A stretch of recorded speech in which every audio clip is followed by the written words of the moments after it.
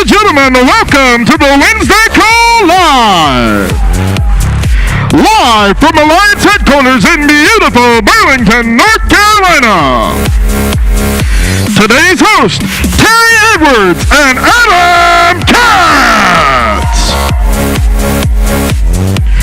Brought to you by AMP Studios in front of a live studio audience. Featuring in-depth training and the latest Alliance news.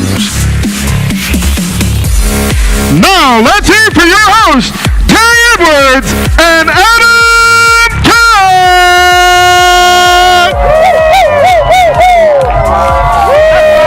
That's right! That's right! Y'all grab a seat! Are you fired up? That's right. That's right. Guys, I am Adam Katz. And I am Terry Edwards. And we are so honored and privileged to be able to host today's TWC. First, we'd like to wish everybody a very happy Valentine's Day. Happy Valentine's Day. There's love in the air. And, speaking of love in the air, one of the cities for love happens to be Paris. Oh, c'est fou. So, and we talked to Andy this morning, and he said the Paris trip is still on. Yeah, it is. And he said, hey, we got enough money that everybody who wants to go is allowed to qualify. That's right. So he's not scared. He said, tell them one more person is absolutely fine. We got it covered. That's right. Okay. So Paris. Let's talk a little bit about Paris real quick. Tell them. So the Bonjour Tour. Bonjour. And we are going to Paris, France. You know, here's the crazy part. We haven't even gone to Hawaii yet. No. And it's just like, yeah, I know we got that coming, but we're Paris, baby. That's right. We going to Paris. That's right. We flying across the pond, and it's not complicated. So you get all this time in Paris, and then we're going to head up to Montreux, Switzerland. Yes. And it's not complicated. Hey, did you hear? Great Western is kicking in some money, so now the Great Western points count. That's right. Andy has just made it more and more attractive, easier and easier for us to do and accomplish the results we're wanting to. And I remember the first trip that Beth and I qualified for. It was Hawaii, which is kind of cool. Deja vu. We going back to our stomping grounds. Going back to your roots. Going back to our roots. And the feeling of accomplishment. When you land, I remember, this was, just like it was yesterday. I remember when we landed in Hawaii and we got off the plane, and the first thing they do is we got laid. That was That's right. They put the lay on you. What were they thinking? It's Valentine's Day. That's right. And the resort and the food. And the parties and the association, playing golf on a golf course that only the top elite PGA players played on. Wow. It was just crazy. And that was back in 2003. There were people in here that weren't even alive, well, I guess not in here, but some of you guys weren't even in school back in 2003 yet. That's right. You hadn't even aged into that. And the last 15 years of our lives has been that, and just chasing that feeling. But there's no time like the first time. That's right. You know, and for how many of you have never been on a Lions trip with us before? This would be a good one. That'd be a good one to start at right there. This would be a great one to go to. Landing in Paris and getting off the plane and seeing the Eiffel Tower and Eiffel Tower, baby! And just understanding this, guys, understanding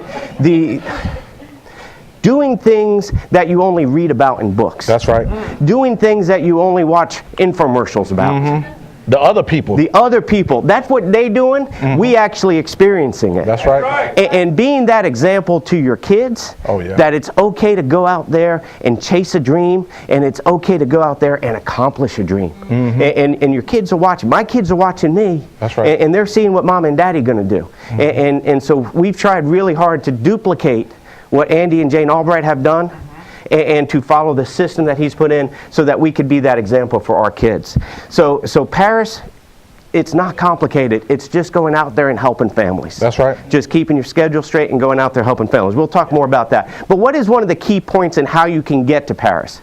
Here's one of the things that Andy talked a lot about this last week on the activity call, and he talked about it on last week's TWC also, I believe. He talked about white sheeting. Okay. I'm not going to embarrass anybody by asking who's white sheeted, or more to the point, who hasn't white sheeted yet. White sheeting is just simply taking out a blank sheet of paper, just a piece of copy paper, and sitting down with like this, and getting a writing utensil, a pen or some other type of instrument, thank you, and then just writing out your goals. Just brainstorming. And Brian Tracy talks about this in the book Goals. He talks about write down at least 10 things you want to accomplish this year. That's right. 10 goals that you want to accomplish this year. And so this is what Andy's talking about, the white sheet. Write down your 10 goals. And then see which one out of those 10, which one is going to help move the needle the most on the other 9. And by the way, it's okay to have more than 10. That's right. I mean, if you're on a roll and you get 12, you get 15, that's okay too. Okay? And then you go through the goals that you wrote down, and you're like, which one of these will help me accomplish all the other ones? That's right. And Andy's taught me that's your major definite purpose for the next 12 months. And what it does is this: it gives you so much clarity in your thought process, in your decision making. Because once you know what you're trying to accomplish, that's right, then every decision you make, you just frame it against that question. So the question becomes this: if my major definite purpose for 2018 is to qualify for Paris and qualify for Switzerland, then everything I do in terms of business, scheduling, time allotment, everything I do is geared towards this question. This is what I ask myself every time. Is that moving me closer to my goal, or is it moving me further away from my goal? That's good right there. And Andy Albright has helped give me so much clarity on how to define that and how to know, am I doing an income-producing activity? But if you don't know what you're trying to accomplish, if I don't know what I'm trying to accomplish, if I'm working with Terry and I don't know what Terry's trying to accomplish, it makes it very hard for me to answer that question for myself or to help other people understand what they're trying to do. That's right. And so that's where that white sheeting becomes so important, because it just clears the fog. Have you ever felt like you're just walking around in a fog? And you know what you want to do. You want to do this, and you want to do that, and you want to do this, and there's so many things you want to accomplish, and a lot of it's important, but it's time and place. That's right. And it's priorities, and that's where what he talked about last week, and what he's shown me for the last 26 years is how to clarify your thinking, how to clarify your goals, and then how to use that to move yourself and your business and my family forward to accomplish those things that we decided were the most important things to us. So we're so excited to be here. I'm going to turn it over to my buddy Terry. What? Y'all give it up for Adam Katz? That's right. I told Adam the other day, I said, you Gladys Knight, I'm just a pimp, right? I'm going to make sure I don't sing off key. So I'm fired up to be here. And I am fired up about Paris. I'm fired up about me and Tia going, but what I'm even more fired up about is how many people can we take with us? Right. You see, you got to get there first. When you ride an airplane, before they get ready to take off, they be like, in the event of low cabin pressure, there's going to be a mask that dropped from the ceiling. You put your mask on first before trying to. So you make sure that you go to Paris, and then how many people can we reach back and bring along with us? That's right. Like, I'm from Conway, North Carolina. It's a little town, about 750 people today. One traffic light. People from Conway don't think about really going to places like Paris or Banff, Canada. I didn't even know that place existed. That was my first trip. That was our first trip. We went to Banff, Canada. B-A-N-F-F, Banff. And it was like, first of all, it was all expense paid, right? The flight was great. get there, and then eventually they got these 2 envelopes with cash in it for spending money. And they already paid for your flight, your hotel. Now, we won't stand in a hotel. We'll stand in a castle. James will stand in a castle. It was a Fairmont property. And when you travel with the Alliance, like, it's all first class. Like, high thread counts on your sheets and stuff. I mean, like, you can rub your feet across them sheets, you don't hear nothing. Mine at the house, you feel like sound like a paper bag up under there. But like, they don't spare any expense, and that's the thing I love about the Alliance. And Andy shows us what's possible. You know, he lets us into his world, and it inspires us. A lot of people say, like, well, you know, he ain't got, you know, the Lamborghini is nice, the Ferrari, you know, that's, you know, I'm not a car person. You may not be, but that 27-year-old on your team, that is something that will inspire them. You know, we can pile the money up in the bank, right? Or we can turn around and invest it and use that to help inspire others to go out and make their dreams come true, right? So it may not be a Lambo for you, but what about that dream house? It may not be a Ferrari, but what about making sure that your children's education is paid for before they even go on campus? You know, those are the things I get fired up about. And, you know, Paris is all about premium. Points, Paris, right?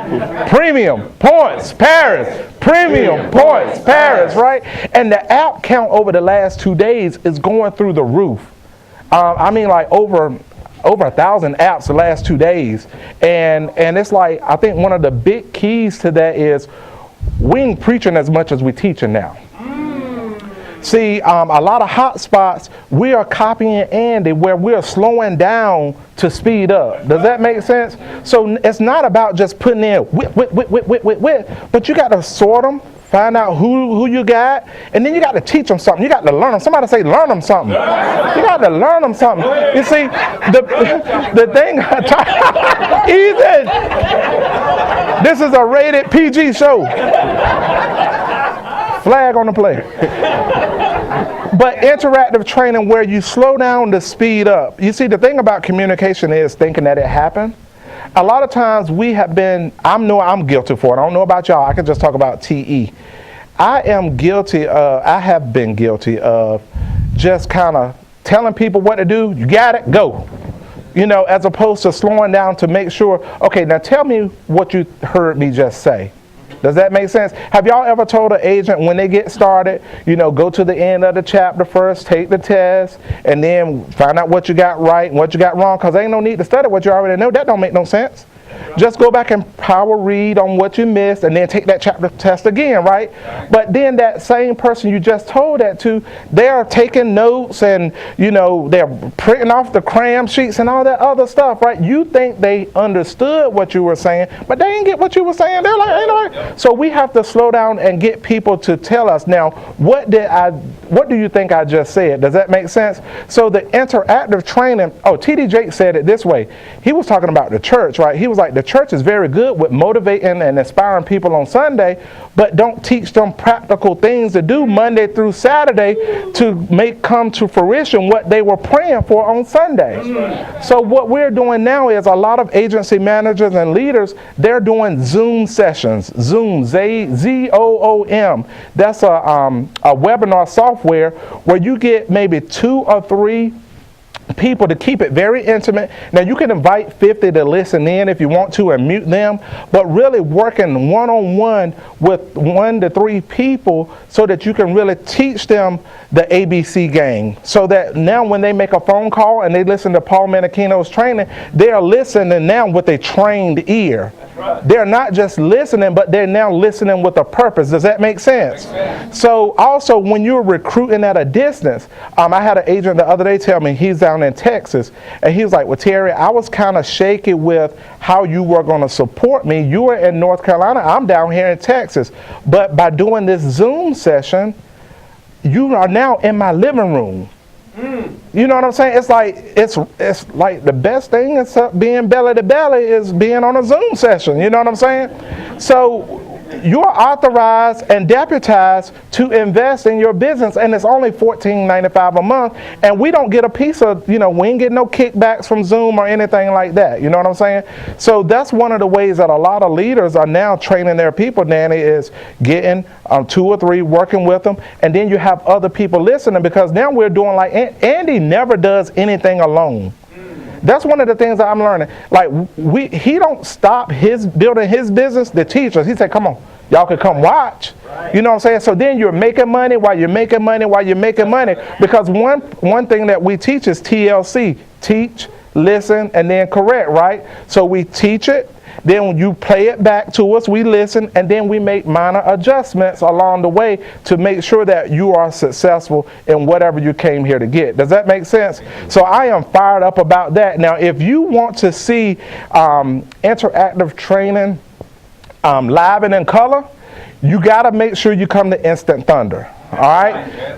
I mean, you're going to see Andy Albright live and in color, and it's about 200 people as opposed to 2,000 that's going to be at the family reunion. So it's going to be very intimate. All the leaders are going to be here. You'll get to break bread with them. And one thing I love to do is break some bread.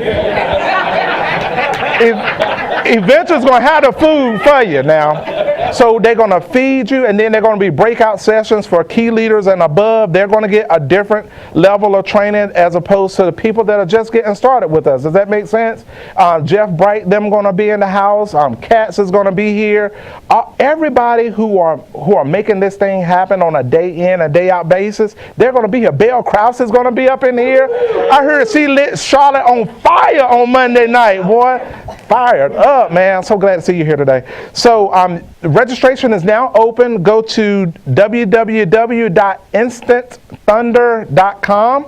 I'm trying to make sure I enunciate my words properly so you can understand the words that are coming out of my mouth. So www.instantthunder.com. It will sell out. There are 2 sessions that's going to be held right here at the corporate office. And speaking of the corporate office, take advantage of getting down here, coming in a day early so that you can network, meet Andy Lee and his staff over in President's Club, because those people can help expand your business beyond what you ever imagined. If you're trying to build a big business and do something big, you're going to need some help. That's right. We're going to need some more people selling more insurance, and we're going to need some people to help our people get out there and sell more insurance so we can get some premium. Points, Paris, right? Premium, points, Paris. So this is the thing, guys. Go out there, register. You are invited, and I want to be able to get the credit to say I told you to register. So I know Chris Hill told y'all to put y'all phones away, but at the end of the TWC, go to www.instantthunder.com and register for Instant Thunder. So I am fired up to be just sharing the day with Adam, man. This is a guy that I respect so much because he sets a great example of what it is to be a man, a family man, a businessman. And now you see like his children coming up behind him and Beth doing the same daggone thing. And the thing I love about it is they're consistent. We were talking about this in the hot spot last night is how do we make our opportunity seem not too good to be true? Well, first of all, we don't want to be like everybody else. That's right. That's right. What we are is true, but what we do consistently is what makes what we do different. So I can't think of a more consistent person to be around than Mr. Adam Katz. That's right. Thank you.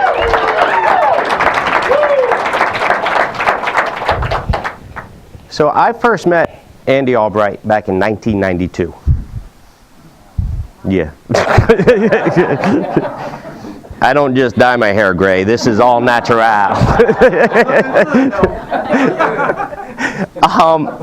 And you know, people always ask, you know, first of all, they ask me, what was Andy like back then? And here's what I'll tell you. Same exact person.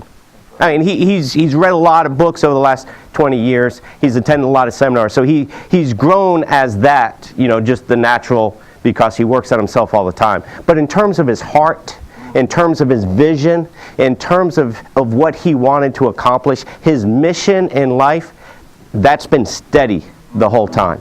He's just been a steady influence on my life. And he has nicer stuff now. Don't get me wrong. But from day one, he showed me how to invest in business. You know, and now Andy's investing in different ways. Now he's investing in buying a jet. But he didn't buy the jet so it'll look pretty in the hangar. He bought the jet so he could put it in the air and he can fill it with people, and he could get closer to the agency. He can get closer to people, and he uses it all the time. And so, but people always ask me, you know, what were you thinking when you first met Andy? Okay, and have you ever thought, I mean, how many of you have been with us less than 6 months? The ones in the room. You watching it on TV? You raise your hand too. Okay, well, I see you. and so part of it is this. It's kind of like what Terry was just saying. Is it too good to be true? What am I missing? Why doesn't everybody do it? Right. You know, these are just logical questions that should go through your head, and it's just like, here's what I understand. Not everybody's called. You know, not everybody has a vision. Not everybody, you know, a lot of people are just settled for people. That's right. And that's okay. We need people who want jobs. We need people who want to, you know, want to clean hotel rooms so that we can stay in hotel rooms. Okay, the Fairmont would not be nearly as nice if they didn't have staff. So not everybody can be self-employed. Not everybody can chase a dream, and so that's part of what makes the world go round. But we're looking for the dreamers. That's right. We're looking for the ones with ambition. We're looking for the ones with a vision of what their life can be. We're looking for the ones who are wanting to copy. That's right. Okay, what do you copy? You copy Andy's heart. You copy his willingness to serve. You copy the system that's in place. But it all goes back to you got to bloom where you're planted, right? Everybody's got to start somewhere, and where you are is as good a place to start as any. So let me kind of walk you back to where Beth and I were back in 1992 when we first met Andy. Can we get a little memory lane flashback? And so Beth and I, we just graduated from UNC Greensboro. Go Spartans! Go Spartans! and both of us, we were school teachers, and we came out of college at a time of a budget crisis. And shocking, North Carolina would have a budget crisis, and so could not get jobs. Beth was very marketable. She was a Latin teacher, and apparently there's a shortage of Latin teachers in North Carolina, so everybody wanted her. I had a history degree, which apparently is not quite as obscure to find. And so finally somebody just created a job for me so they could hire Beth. I ain't bitter, had to start somewhere. And so we started our lives teaching. And so 1991, and I happened to land at a school with Jane Albright. Okay, she was teaching 8th grade. I was hired to teach 7th grade. And Andy had started doing his Amway business, and he had hired this 19-year-old kid named Michael, who was at UNC Chapel Hill. So even then, he didn't discriminate. He was open. And Michael had hired his mom, Anne Marie. Anne Marie happened to be my mentor teacher that first year teaching. So she made a list of names for Andy to call. Did an MC backup before MC backup existed, and Andy just buzzed through the list, and he called my name, and I remember getting the phone call, and it was a real quick phone call. Hey, you keeping your options open to making some extra money? And I was like, see, we had gotten about 6 months into our teaching career, and one of the goals that we had was that Beth wanted to be a full-time stay-at-home mom. We knew at the time we had kids, that was one of our goals. That was her dream, and I wanted to make it happen. Okay, and so we realized very quickly, 6 months into our teaching careers, that we couldn't pay our bills on both of our incomes. If we couldn't do it on both incomes, it would be a little more challenging on just mine. So I wasn't a math major, but I was able to put that together. And so I remember Beth and I went to this show in Raleigh, and we were sitting in the parking lot, and we were talking about, we had just gone to to the hotspot meeting. It wasn't called that back then, but we had just gone to that meeting, and we were talking about, we knew we were getting back together with Andy the next day, and we were talking about, what do we want to do? Do we want to do this? Is this something we're going to try? And it was just like, basically the conversation went like this. We got to try something. That's right. Because I can already see 6 months into our career. How bad is it that you're jaded 6 months into your career? Right. But I could already see 6 months in that was not going to accomplish what our family goals were. And Andy said he was willing to help us, and we were like, might as well give it a shot. That's right. And then the magic happened. Because we then got to know them. Mm-hmm. See, it's one thing, you meet them 15 minutes over your kitchen table, right. And then you go to an hour seminar with them, and it's just all right. But then he started telling us things, and we started looking at their lives. And Andy was, at the time, Andy was 5 years older than us. Well, he still is 5 years older than us. Funny how that happens. Woo! Go Spartans! So Andy and Jane were 27. They were both working careers. They didn't have a job. I mean, they didn't have kids. They had a nice house. They had nice vehicles. And we just looked at their life and was like, I want to live like they live. Okay? I like what they have. I like their relationship. I like their marriage.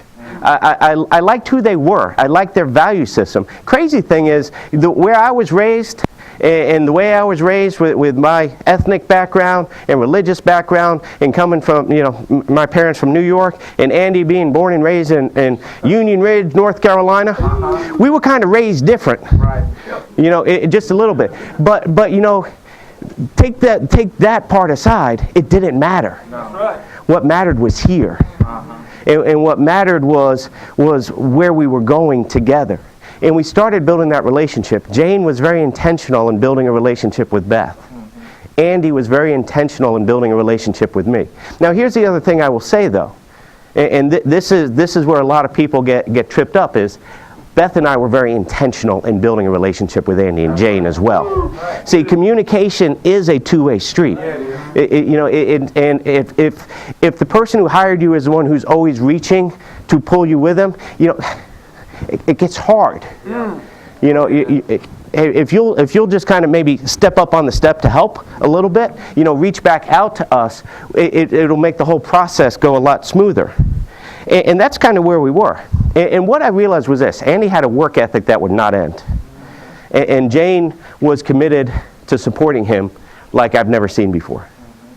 And the other thing I saw was this: I looked at the school teachers who had been at my school for 10 years.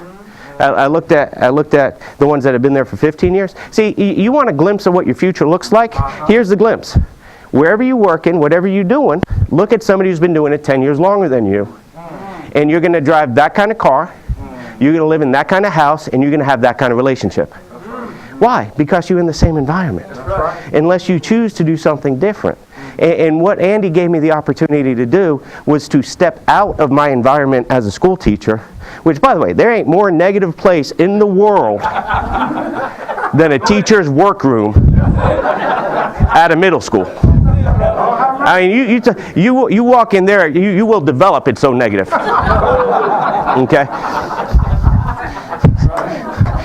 That was before camera phones. It's an old Kodak joke. Polaroid, shake it like a Polaroid.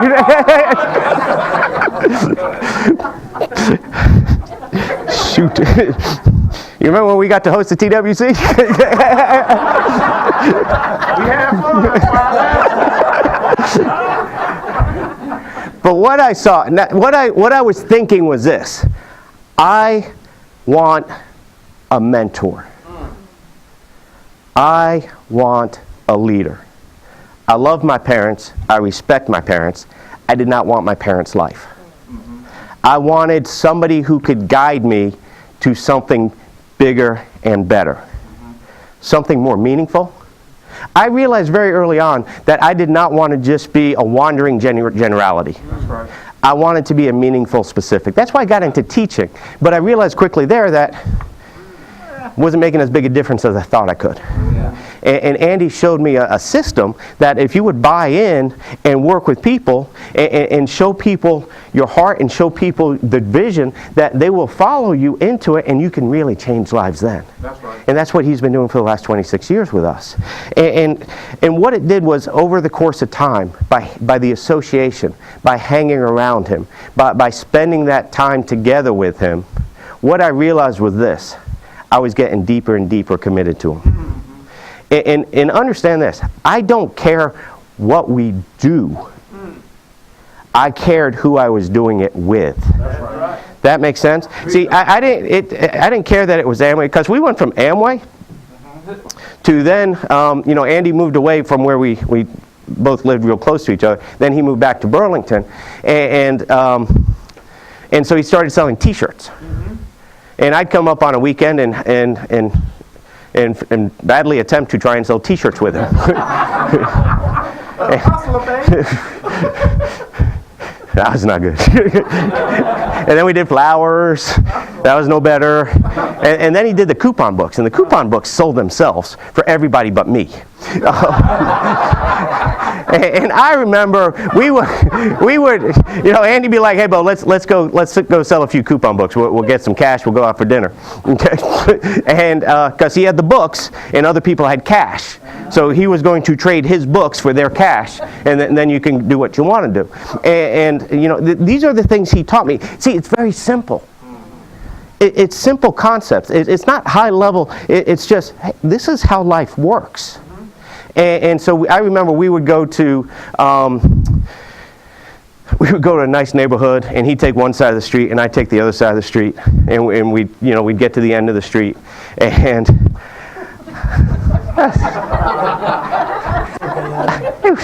I was supposed to give Andy half the money that I made because it was his books. He had all the money tied up in it.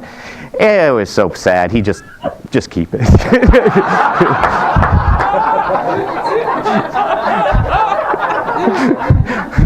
They sold for $20. I'd sell one book for $10. And he'd have $200 at the end of the block. I'd have $10.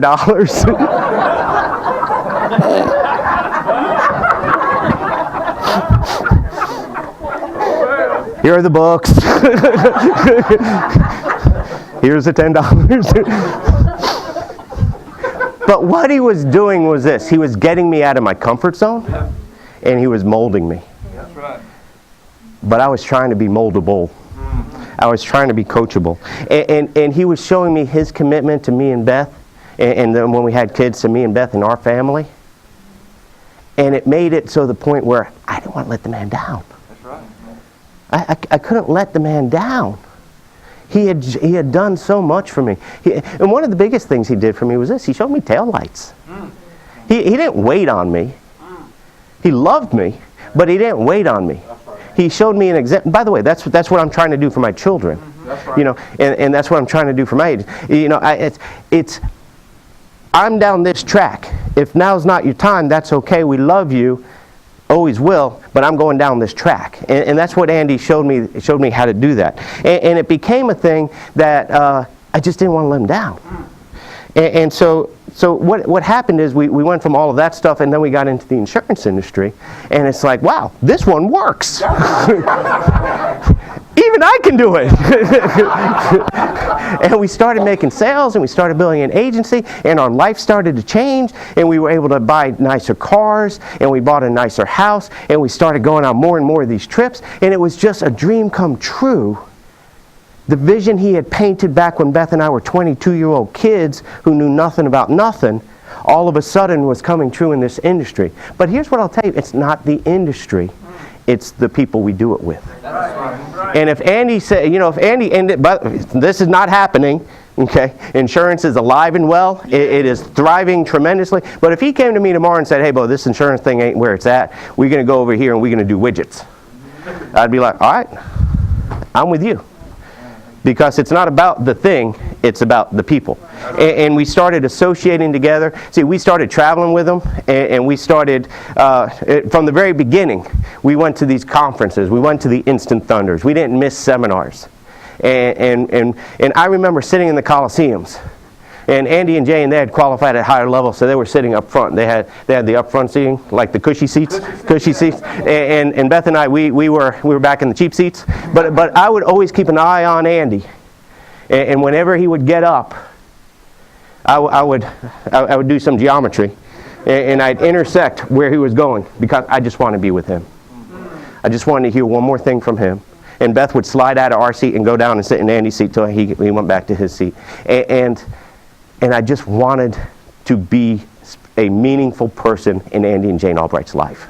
And it reached the point where I just could not let them down. And I hope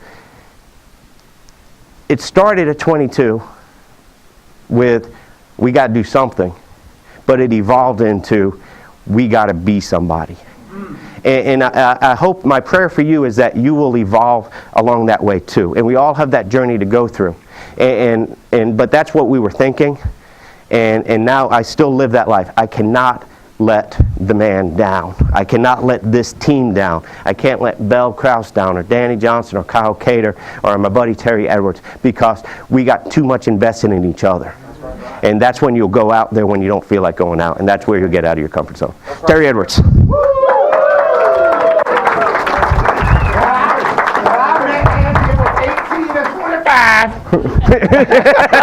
No, it was just 2015 when I met Andy.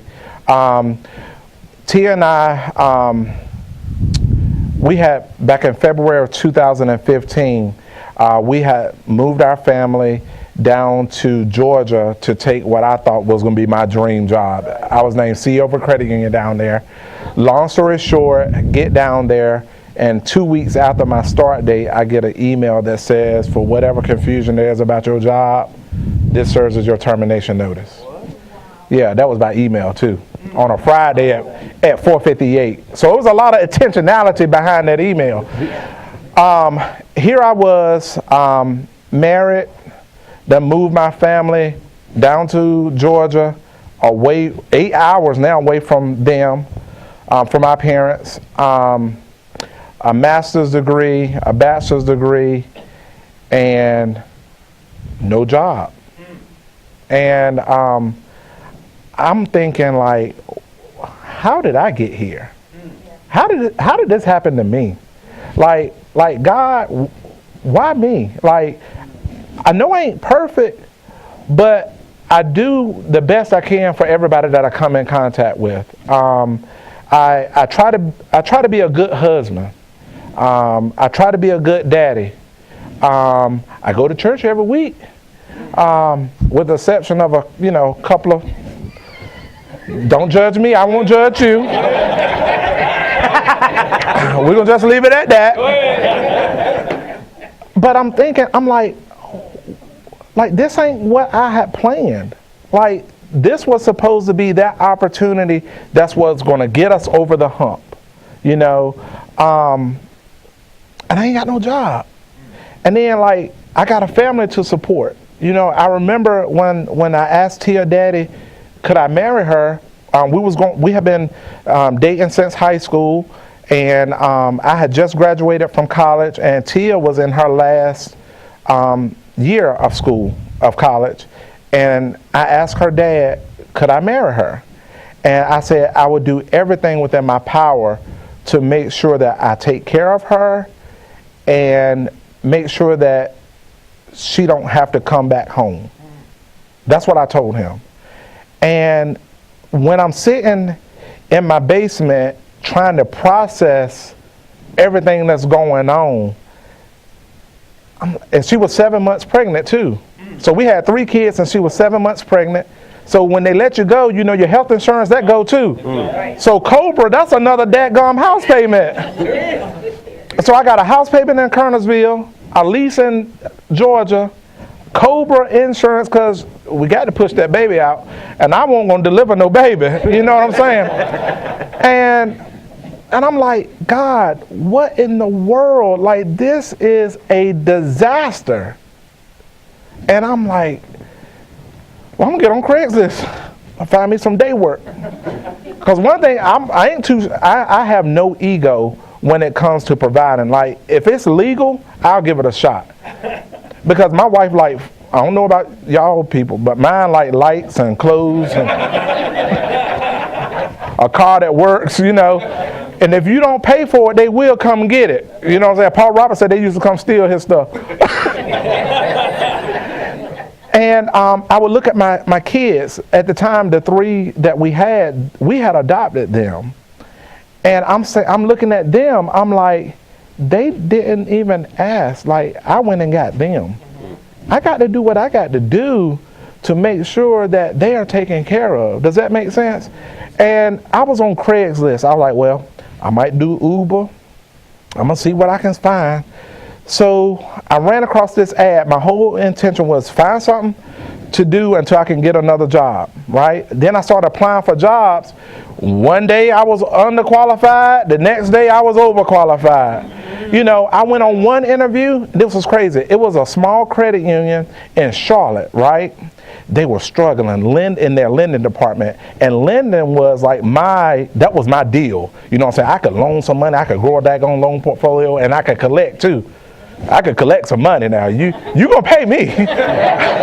Oh yeah, I show up on your doorstep. I was that kind of. I like, hey, dog, y'all eating up in here? Hey, but look, fix me a plate. But let's talk about this car loan.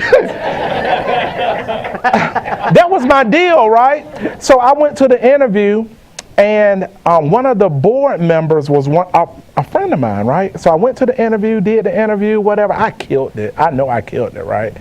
And they didn't give me the job. I'm like, little podunk credit union. Like, I don't work for state employees, which is like the second largest credit union in the world. My resume was impeccable, and they didn't give me the job. So I talked to my boy, and he was like, yeah, they said you'll be a good number 2, but not a number 1.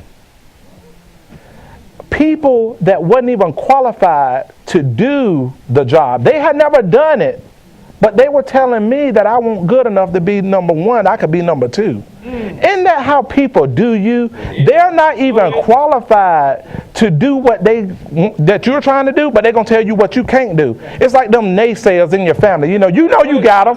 You know, them sniots, right? It's the people at your church in your inner circle. They're doubting you. You know what I'm saying? Yeah, I don't know what you're getting all fired up about that insurance thing for. Then you know your Uncle Jimmy got his insurance like back in 78. He ain't made but $32 since 78, and now it's 2017. You know, people say stuff like that, and it starts, like, I don't know, that's how people talk to me, you know what I'm saying? And then they be like, yeah, you're in another one of them pyramid things, ain't you? You know, we'll see what you do this time.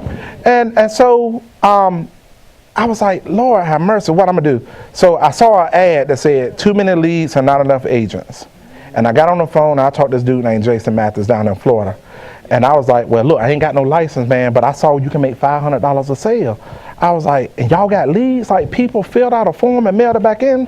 I was like, man, them other pyramids I've been in, I was selling to my family and friends and stuff. So you telling me people are already interested in what we got on that? He's like, yeah. I said, all right, well, I'm going to get me an insurance license. All right.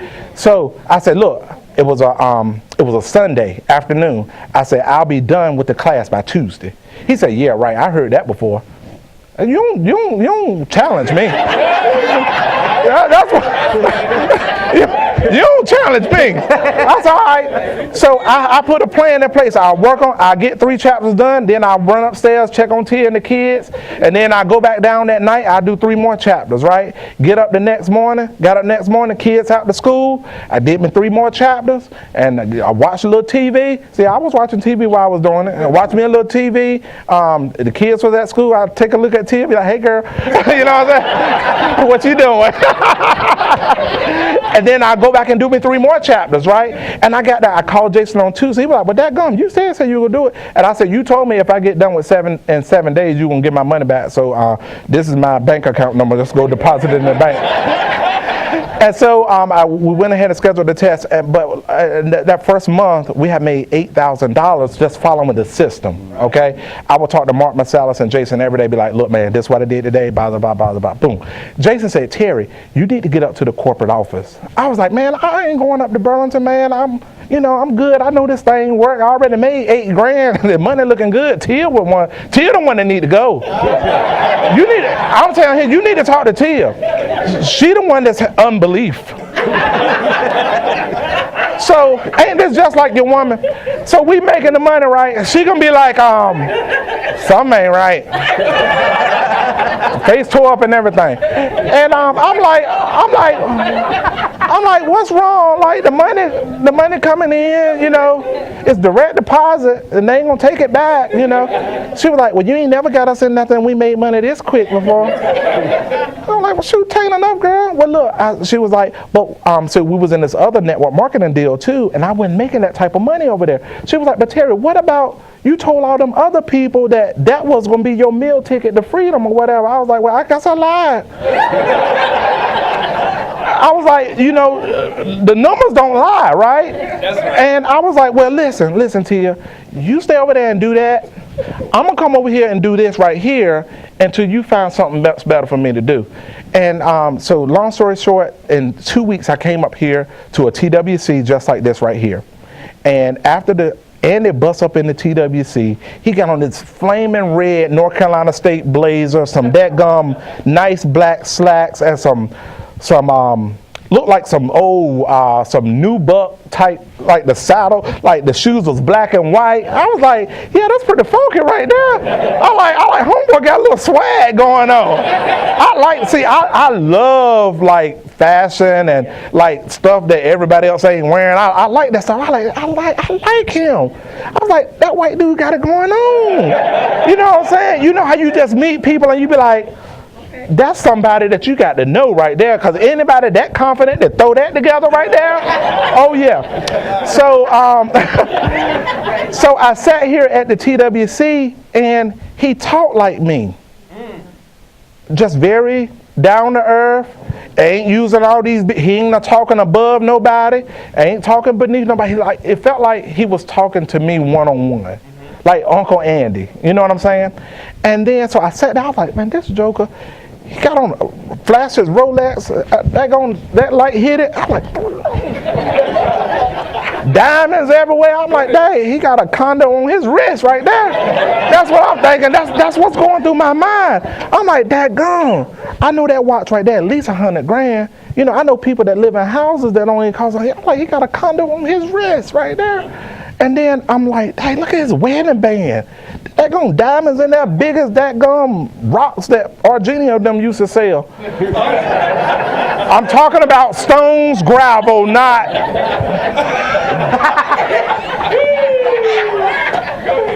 Terry? You remember we hosted it? You remember we hosted the TWC that time? So it was just like I was like, that gum, like this stuff costs, this dude is the real deal. So I get in his office and he invite me in his office and we're just sitting there talking. It's just like me, him, and a couple other people. And he's just like a normal guy. You know what I'm saying? It was just like, I felt comfortable around him day one.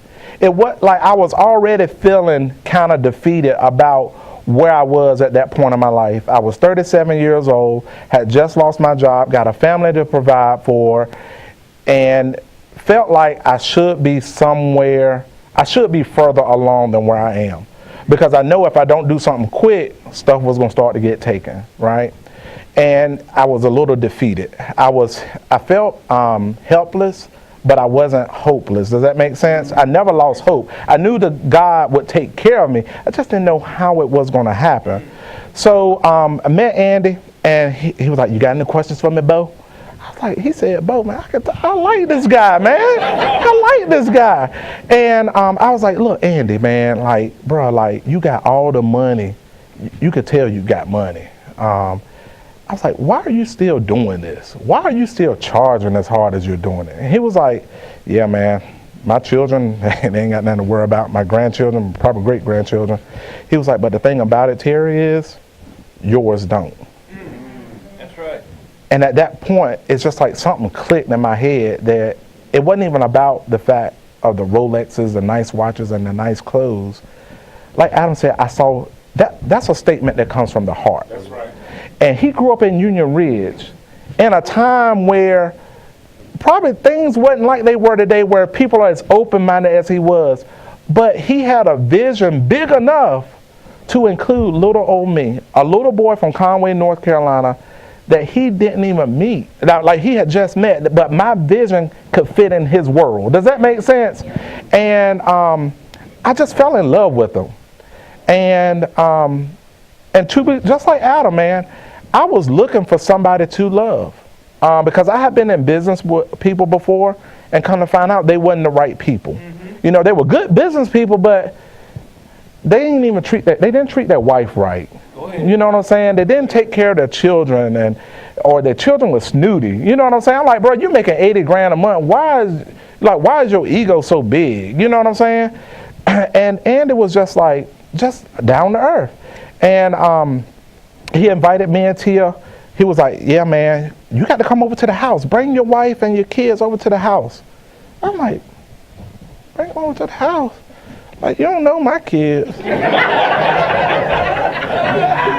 Especially that little one, that little boy, Isaiah. Claude, have mercy. So he was like, I got to get y'all over to the house or whatever. And then, but before we went over to his house, he called me one night. It was about 11:30, 12 o'clock at night. I'm in the bed. And Andy is like, hey, Bo, what you doing? I'm like, I couldn't tell him I was asleep. Because he be working when other people sleeping. Like, I hate to see that I missed a text or a call from him in the middle of I'm like, hey, that man got more money than me. He's still working. That's why he is where he is. He's just out working people. And so he called me one night. He was like, hey, Bo, look, ain't no pressure. Run it by your wife. If you can, you can go. If you can't make it, there ain't no pressure. That's the way he is. He'll invite you, but never put pressure on you to do anything. So he was like, look, I got a seat on the jet for you. I want you to ride around with me. We're going to do 6 cities in 3 days. Run it by your wife. Make sure everything all right. So I was like, yeah, man, I can make that happen. Tia over there sleep, right? I'm like, yeah, I don't, because she still is in unbelief, right? Right. So I'm like, I said, yeah, well, go ahead and put me in. I'll make it happen. All right, bye. This sister, boom. This pull all the covers. So she hormonal. She's still pregnant. She ain't pushed that thing out yet. So she said, she was like, well, what you think you're going to do? Leave me here with these kids? And you going to just flounder around the country and stuff like that? I was like, yeah. It's work related. But I was just like, here it is. I really hadn't did a lot yet. And he was already investing in me. That's right. From day one. Mm-hmm. Like, to give me the opportunity to see what could be. You know what I'm saying? Then we went over there to the house, met Jane, and fell in love with her.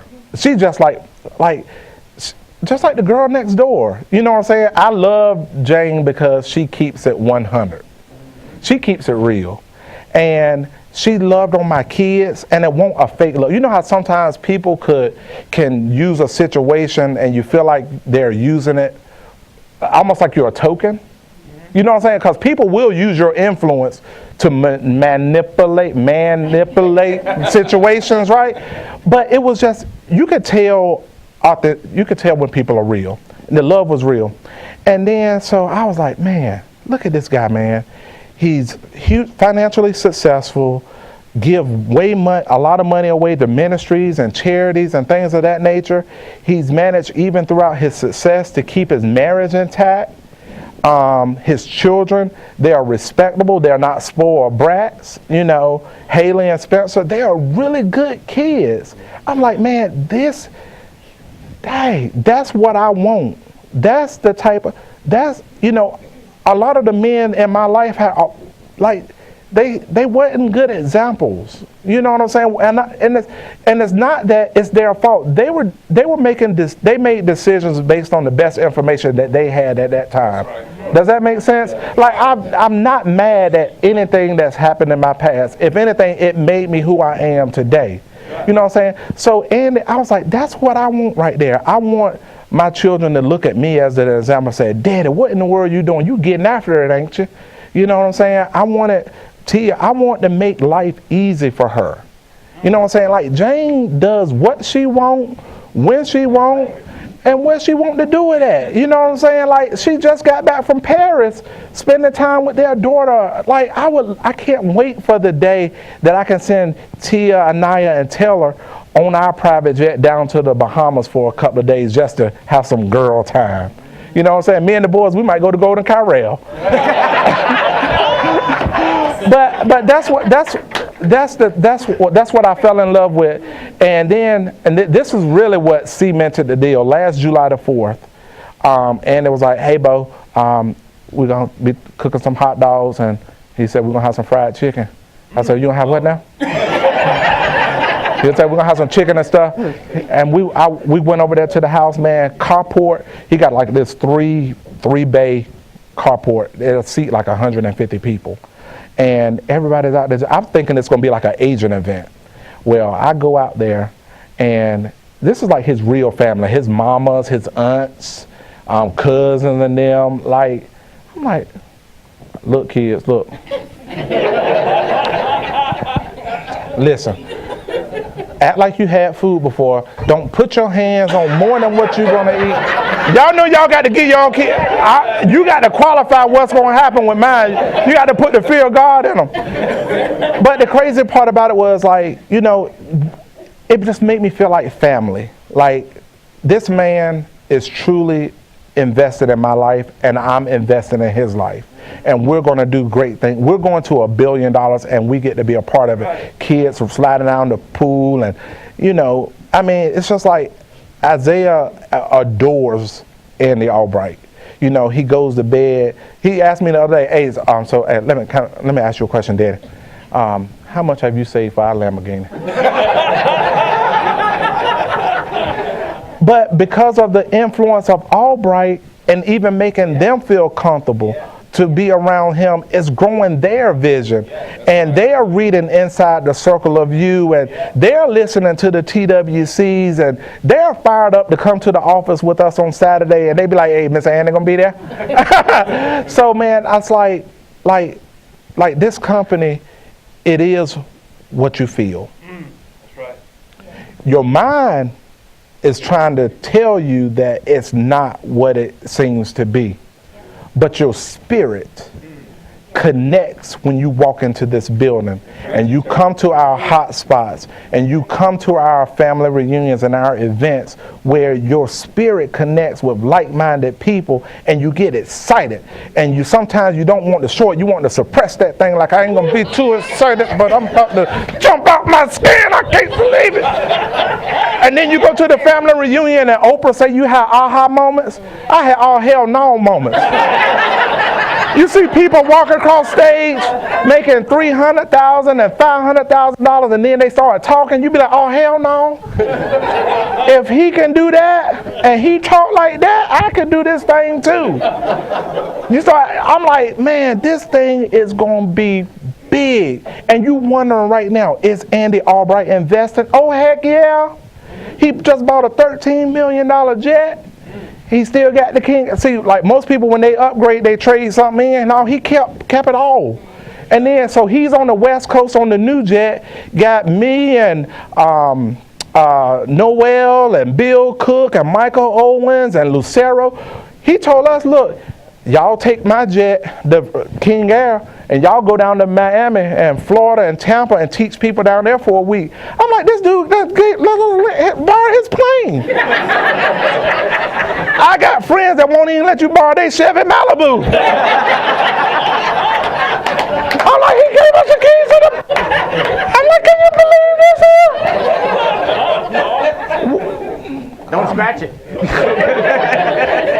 And the pilots are just as nice, and they treating us like we Andy Albright. They won't let us take our bags and stuff like that. I'm just like, what he is doing is showing us that we can do it too.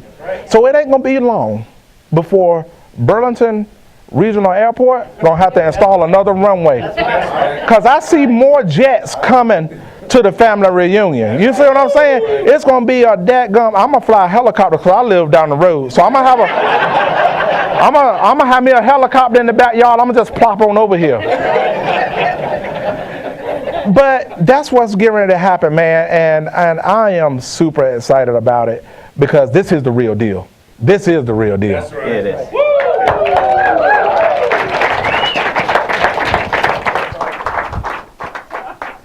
He goes to a different church than I go to.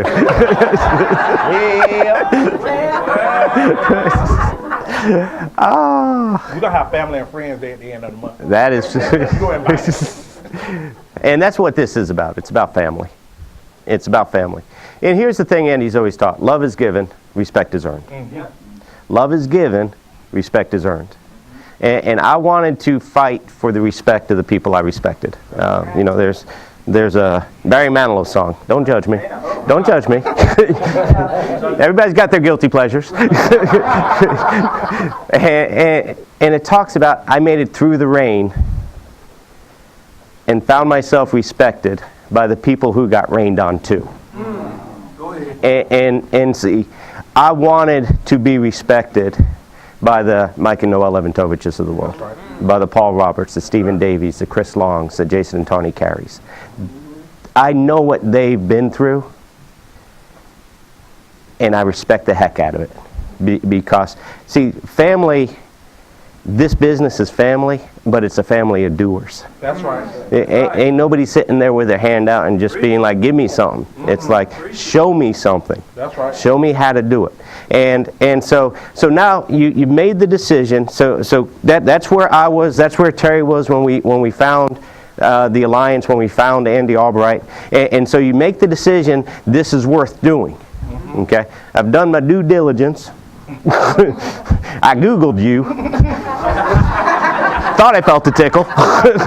You know, and it's like, you know, and you made the decision, this is what you're going to do. So now there are some practical things that I would encourage you to do to put yourself in a position to win. That's right. Okay. So what are some of those practical things? You need to create.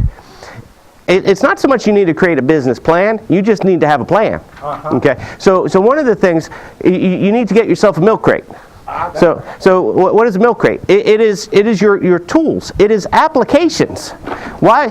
It blows my mind how agents will book appointments and go on the appointment and not have any applications with them. Wow. It's like, what was your plan? Well, I was just going to, no, we don't just build, and we train people, and so you got to have your resources, you know, and it's this should always be in the back of your car. That's right. By the way, state specific. If you're working multiple states, you might want to have definitely have multiple folders, if not multiple milk crates. Mm-hmm. You know, for each state you're working, because some of us live in different, you know, border on some other states, and so, you know, making sure that you have the tools necessary, because calling from the home is important and it's great, and we encourage everybody to do that, especially your first 10, 15 appointments, or keep doing it if it's working, or as it's working. But it does no good if it's like, all right, so they have COPD. Okay, you're going to have to write Transamerica, because Transamerica doesn't believe people with COPD are going to die. And we appreciate that about them. And it's like, well, I don't have any of those apps. It's like, close. Close. Almost we're in business there. Almost. And so that's a basic tool. What's another basic tool you should have? Another basic tool you should have is your activity book. Uh-huh. Because one of the things that Andy has taught me through the years is this: you got to schedule it. Mm-hmm. You got to schedule it. You can only fly by the seat of your pants for so long. That's right. At some point in time, you got to make a decision and say, I'm going to be here then. Okay. You know, plane tickets. I don't have my jet yet. Right. Yet being the pivotal word. But you know, so I need to actually book plane tickets, things like that. So next week I'm going to be in San Antonio Monday, North Houston Tuesday, and El Paso Wednesday. I had to plan that out. I had to put it on my calendar, and then we had to make plane reservations. And I need to talk to the people, make sure that I have who I'm going to eat with, what I'm going to... See, Andy's shown me how to do these things and how to plan it out. So you need to schedule it. And what I've found is this: 168 hours in a week is a long time. I mean, that's a long time. And now, the problem is it's a long time and it goes like that. Especially if you don't know where it's going. And so one of the things is get your activity book out and schedule out where you're going to be this week, where you're going to be next week, maybe where you're going to be the next 6 weeks, the next 3 months. You know, Andy has things already scheduled out 2 years from now. And so when you start working on your schedule, and here's the beauty of it, you got time to do the important things to you. That's right. Okay? Yes, you're going to have to sacrifice to be able to live the life that the top leaders of the company are living. You know, there's no victory without sacrifice. But you don't have to sacrifice all the time. You know, I loved seeing on the band Michelle Alleman, who paid $46,000. You know, they had pictures of them snowmobiling. Okay, so she was either writing insurance on some of those Bigfoots out in the mountains, or she had scheduled it out where she had time to pay $46,000, recruit 8 people, and take a vacation with her family. That's right. See, you got time, but only if you put the big rocks in first. That's right. Okay? Only if you put the big rocks in first. What does that mean? That means prioritize the important things, and you got to start with the important things first. That has to go on your calendar. So what are the things that go on your calendar? It's things like the TWC. It's in there. Okay? This is the important thing. And every week, most weeks, Andy Albright is the one leading the TWC. Right. Andy Albright, multi-millionaire, runs a $100 million company, has 2 aeroplanes, has Lamborghinis, Ferraris. Andy Albright believes it's worth his time to spend an hour and a half every Wednesday talking to us. Right. And knowing what his time is worth, how am I going to justify it's not worth my time to hear what the man has to say? Because my time ain't worth what Andy's time is worth. It's going to be one day. That's right. And I'm working hard towards it, and I believe. Yes. But, you know, it's like Andy says, we make the same money, he just makes it faster. Okay? And so this is a big rock. The product call tomorrow at 1 o'clock Eastern Time is a big rock. The activity call at 10 a.m. Friday Eastern Time. Sorry for those who live in Mountain and Pacific. Get up. No better way to start your morning. Cup of coffee, listen to Andy Albright talk at 7 a.m. Oh my God, I almost wish I lived in California just for the activity calls. Just for the, yeah, maybe I'll just go there for the activity, then fly back. When I get my jet. But that's a big rock. Why? Because if you can learn one thing. I loved what Mike and Noel said on the President's Club call. You know, Mike started out the call, he said, hey, don't try and learn 17 different things. Don't try and learn 25. Pick one thing that you can learn to apply to your business.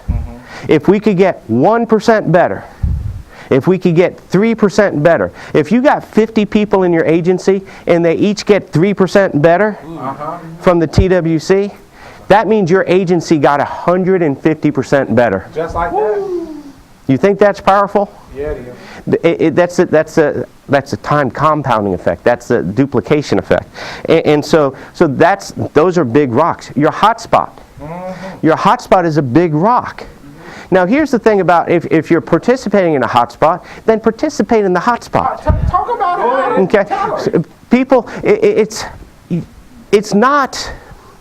So we have the Wilmington hotspot at my office. Okay. It is my office in the sense that I'm the one paying for it, but it's not my hotspot. That's right. It's the Wilmington Alliance. It's our hotspot. Danny Johnson is as big a piece of the Wilmington hotspot. Chris Smith is as big a piece. The Argenios are as big a piece. Deanna Vico Staples is as big a piece. Why? Because these are the core people that are there every single week. And I shouldn't have started naming names because I know there are other people who are there every week also. But you know what? Here's what I know. What you know? It's a family. That's right. And we got to be accountable to each other. And the meeting will be better, the meeting will be stronger if we have people coming early. if we have people greeting people, if we have a positive atmosphere, you know, if we can, we like to say it this way: leave your Eeyore at the door. That's right. Okay, everybody's got life going on. I got life going on. I like it, Andy. You don't know me. You don't know what's been going on at my household. We're dealing with stuff, just like everybody else in here is dealing with stuff. But we still got stuff we got to do. That's right. And so, you know, so when we get to the hot spot, we leave our Eeyore from Winnie the Pooh. You know, the donkey without the, well, looks like it's gonna rain.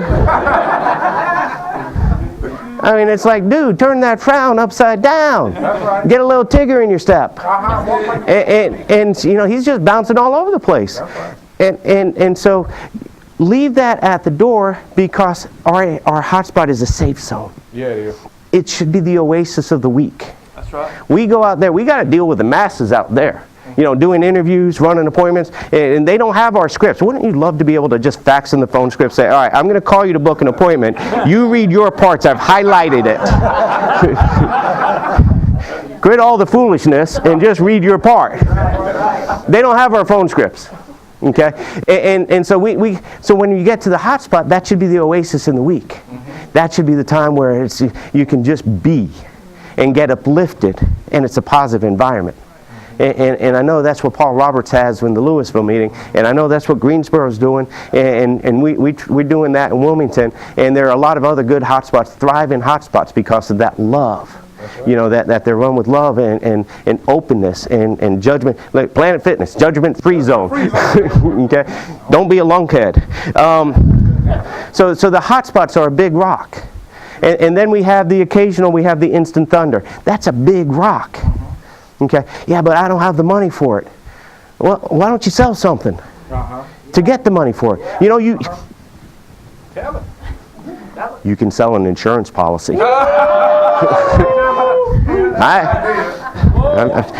just spitballing here, just throwing out ideas, a little brainstorm. But I mean, how important is it to you? We had a guy at the Wilmington Alliance hotspot last night. Man owned a pizza place down in Little River, $100,000 to open the doors. $100,000. It wasn't a candy bar. $100,000 that he had to invest to open a pizza place. That he couldn't duplicate. He couldn't take nationwide. He couldn't run on a shoestring budget. And we talking about $129 coming to Instant Thunder, and people are like, I don't know about all that. My last company paid for training. This isn't your last company. Right. This one works. You mean the last company that you left because it wasn't helping you? Right. That last company? Right. Well,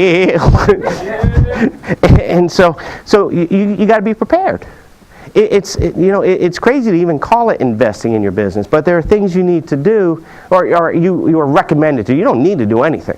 You know, this is the land of freedom. This is opportunity. You have the right to pursue opportunity. Guess what? You also have the right to fail. That's right. So you get to choose. As for me and my family, I choose that. I choose success. I choose attempting to win. You need to set up a home office. Where are you going to make your phone calls from? Okay, you don't need to go out and get an office just because you got your license. Oh, let me search Craigslist and find a building. No, work out of your home. I did. I think just about every single person that I know who's been successful in their life started out of their spare bedroom or a corner of their own bedroom. And you got to do what you got to do. Again, you bloom where you're planted and you grow from there. And then you got to work on you. What does that mean? Well, Andy Albright's written a few books. That's right. He's written a few things about how to get better at what we do. We always talk about this during the hotspot. The 8 steps of success. Guaranteed 6-figure income. That's right. If you will do everything in these 8 steps. I was a school teacher. You know, I grade stuff. That's what I do. Terribly swift red pen. And I believe this: if you can grade yourself on a scale of 1 to 10, if you can grade yourself an 8 or better on all 8 of these steps, guaranteed 6-figure income. You can't help but do it. Because you're going to be doing everything you need to do. So you have the 8 steps. And then you also have the Millionaire Maker Manual. That's right. Less pictures, more words. But this is 7-figure income. Might take a little bit longer. Doesn't have to. Usually does for most people. But you have the formula to create a 7-figure income. What if it does take longer? You got another plan to make 7 figures in a year? Because my plan as a school teacher was to work 30 years making $33,000 a year, and I'd make my $1 million in 30 years. I like this one better. Yeah, that's right. And then this one. My goodness, this is my favorite book. Inside the Circle of You. Controlling what you can control. Controlling your mindset. Controlling your attitude. Controlling your activity. That's the only thing that's in your control. Everything else is outside your control. So just put yourself in a position to win. That's right. And Andy has given us the resources, the tools to be successful.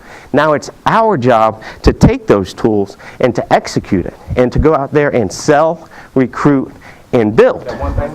It's the one thing we do. Sell, recruit, and build. One thing.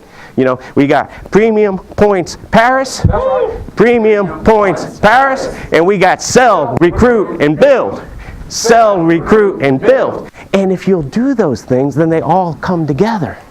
Because this plan, it's not a perfect business, but by gosh, it's the closest thing to a perfect business model that I've seen. And then when you look at the leadership of the team that's running it, I'm excited to come to work, to go to work. I get to do this. I like Gay Goad. I don't have to do it. I get to do this on a daily basis. And I'm excited to talk to one more person, see if we can change one more life. Terry Edwards, tell him something. That's right. I'm going to tell him. Uh-oh. I'm pulling something. All right, so the other thing that we have that's so integral as practical is our playbook. You see, the major difference between successful people and unsuccessful people is the way they think, right? And this playbook helps keep our thinking right. Does that make sense? Because a lot of people, see, education puffs up, but love makes people lean in. Does that make sense? So it's one thing to know what's on this sheet of paper, but it's another thing to live what's on this sheet of paper. See, that's what makes our company different.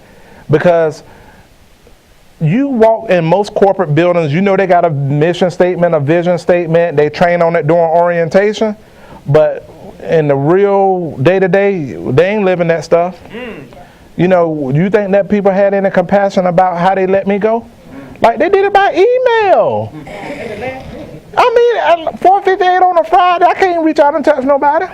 I wanted to. They were gone.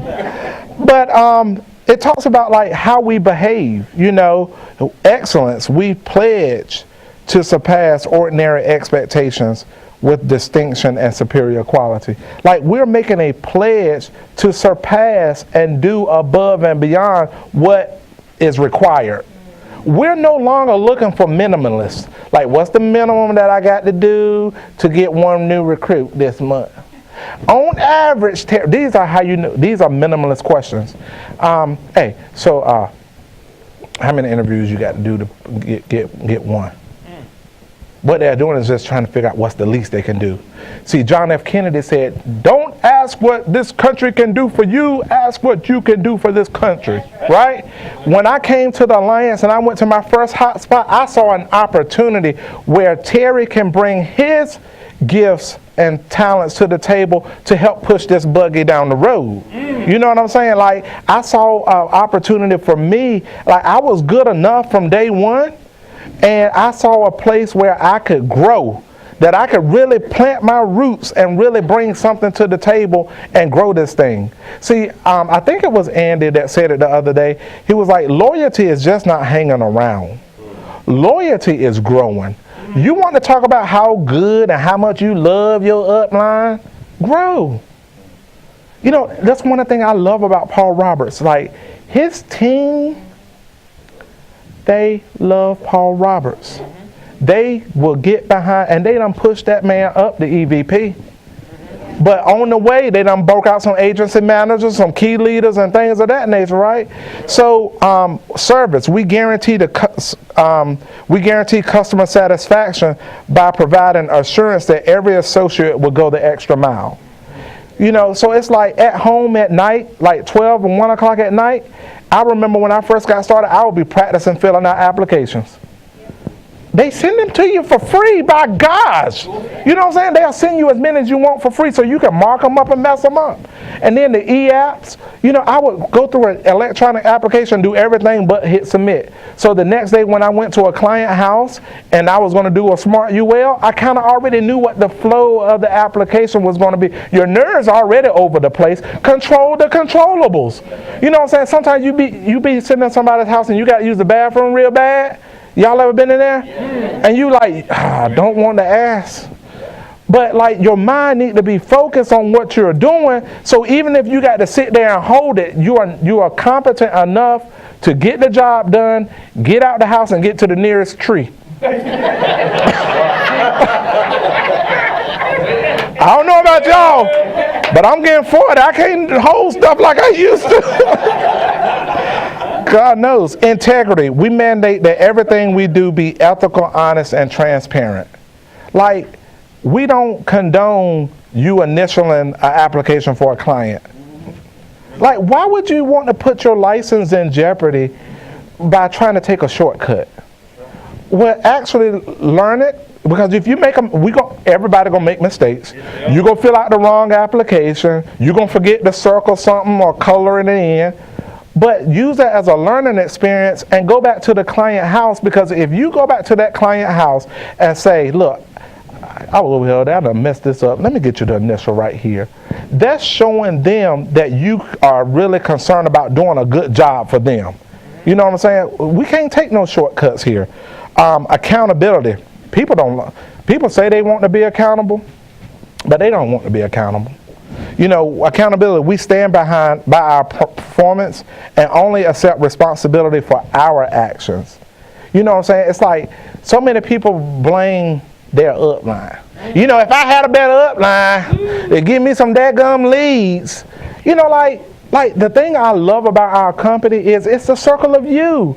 The way that Andy got this thing set up, if you got an upline that maybe is not following the system, you are authorized and deputized to find somebody that you like, that's growing, and get on that coattail and ride that thing. Yeah. That's the way this system is set up. So the only person that's going to determine how high or how low you go is respect. We promote an environment where everyone is courteous, helpful, and diversity is valued. Get to the family reunion. If you don't see somebody walking across the stage that look like you, that's winning, a lot of companies can't say that. That's right. I don't care if you're black, you're white, you're Asian, you're a little taller, you're a little shorter, like me a little wide, some a little thin. You're going to find somebody who you can relate with that's winning at a high level here. Right. I mean, you don't see that everywhere. I'm telling you, you don't see that everywhere. And it's not because we're that great. It's just this system is that great. We have to make sure. See, when I got started, I started recruiting day one. Justin Tripp talked to me on the phone. He's like, you need to get 6 wide as soon as possible. He said, give me a list of names. I said, okay. You know, some people be like, well, I want to see if I make money before I introduce this to my friends, make sure it works. We got documented success story after success story of people making a 7-figure income a year. It ain't a matter of if this work. The question is, are we going to work? You know what I'm saying? So we got to learn how to put pressure on the system and not on ourselves. You see, my mindset when I first got started was, okay, I'm going to do what Jason and Mark tell me to do. Because if I do what they tell me to do and it don't work, I can point the finger at them. But if I do it my way and stuff start getting taken, my family going to be looking at me like, what you doing? You know what I'm saying? So it ain't about if this system works. It works. You come to these hot spots and you see these jokers putting up 5, 6, 7 grand a week. And I'm telling you, let them open their mouth. You'll turn up pretty quickly. It ain't him that's that special. I stood up in the meeting last night. We were celebrating birthdays. And I'm like, who birthday in February? I forgot Tia's birthday is in February. Ain't nobody stand up.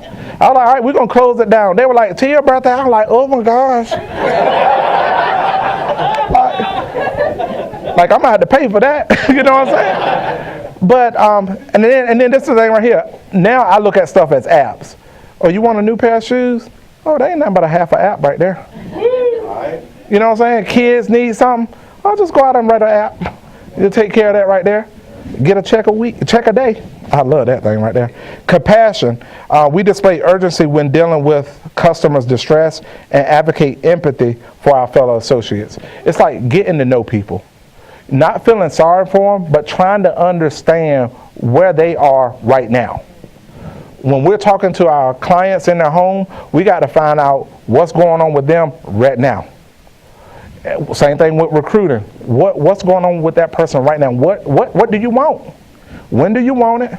And what are you willing to do to give it up, to get it? What are you willing to give up to get it? Those are the three questions that help get people moving. What do you want? What are you willing to give up to get it? And when do you want it, right? Community. This is what makes us so good, our community.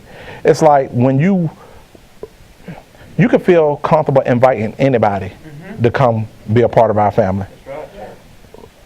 It ain't nobody that can be excluded. Like, you look around in this room, look at the smiles and the diversity that's just in this room right now. Everybody can belong. Andy said this thing is right now. He could say, open the floodgates, bring them on.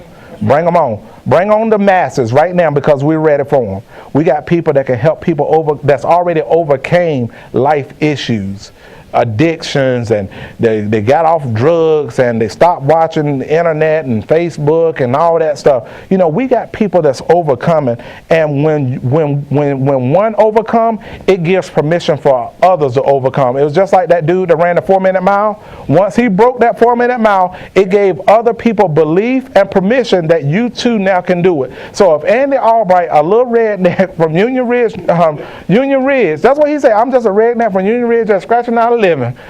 If he can get to the level of success that he could get to, we can too. But the thing about it is, do you believe it? Because I did not believe it when I first got here, y'all. Even I was making money, but he would tell me, he was like, Terry, you and Tia could be bigger than Diane. I said, you talking about Diane Lampy? Me? Bigger than her? That's what I'm saying to myself. That was what I was telling myself. But Andy was speaking to our future. And that's what we need, guys. It's already enough junk being fed into our minds and our thought processes every day that we ain't good enough. My hair color, I ain't got no hair color. People got stuff going on. People got negative people telling them what they can't do, that they're not good enough. Your mama said you was touched when you was little. All this and that stuff going on. But what we're speaking is to your future. Does that make sense? And gratitude, being thankful. I've never been around more thankful people than the people here at the Alliance. Like the gratitude that, you know what, we got a shot. We got a shot here, y'all, that we can make the dream life a reality if we work. That's all we got to do is work.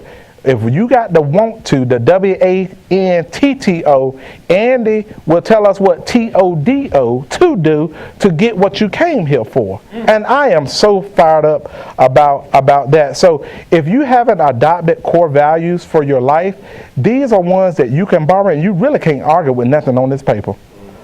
You can adopt this. And then the last thing I will lead you with is this right here. This is what popped up on my phone this morning. And it came out of the book, a big book, a little book inside of the bigger book, John 15:13. It said, I've told you these things for a purpose. Me and Adam have told y'all these things for a purpose, that my joy might be your joy, and your joy wholly mature. This is my command, love one another the way that I have loved you. This is the very best way to love. Put your life on the line for your friend. And you are my friends when you do these things I commanded of you. I'm no longer calling you a servant. You're no longer a downline. You are my friend. I've named you friends because I've let you in on everything I've heard from my Father. None of the stuff that Adam and I have talked about has been our own. This is all stuff that Albright has poured into us over the years by talking on the phone late at night, reading books, to him teaching us and coaching us along the way. You are not a grasshopper, you are a giant, and you are well able to go out and conquer every fear, to attack every dream, and to make your life the best life possible today. So I'm fired up. I'm done, Adam. We are so excited. We're honored that we were able to do this this training today. Thank you, Andy Albright, for the opportunity. The opportunity to serve, the opportunity to represent our God, and to glorify. This business is worth doing. Get on hotspots, find out where the leaders are. Andy Albright is traveling next week.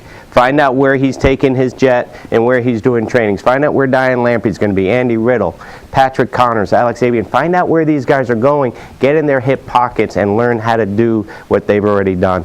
Guys, we appreciate it. We love you guys. Be safe. Out. Happy Valentine's Day.